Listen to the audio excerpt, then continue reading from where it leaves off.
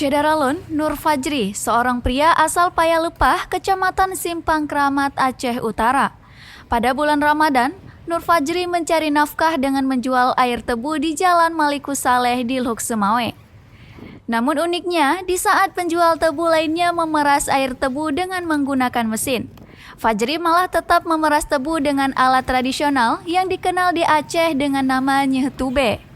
Kepada serambinews.com, Fajri menyebutkan dirinya tetap memeras tebu dengan alat tradisional demi kepuasan pelanggan.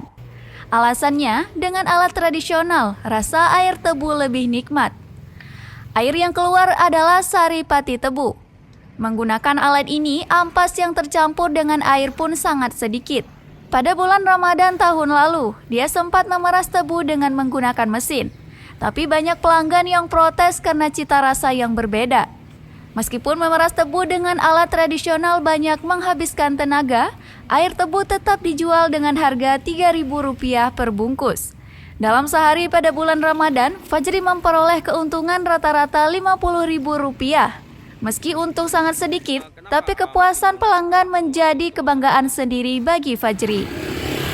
Kalau alat manual sih lebih enak manual daripada model mesin. Pelanggan banyak cari model tradisional daripada modern. Kenapa tuh? Karena kalau kita minum untuk haus boleh air mesin, tapi kalau buat kita rasa tebu yang kita minum cuma pati tebu, ya itulah buah hijau. Buah hijau ya? Buah hijau paling mangan. Berarti bisa dapat pati tebu dengan alat manual ini ya? Berarti. Manual. Kalau dengan mesin nggak dapat ya? Makanya kita sempat bertahan terus dengan alat ini gitu. Sempat dengan mesin dulu. Mana? Sempat memeras air tebu dengan mesin dulu ya? Pernah. Cuma paling kuat 3 hari, terus pelanggan saya komen.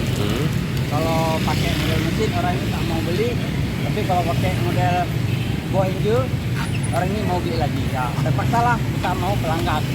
Jangan sampai kecewa. Dari Lhok Semawe, Saiful Bahri, Serambi On TV.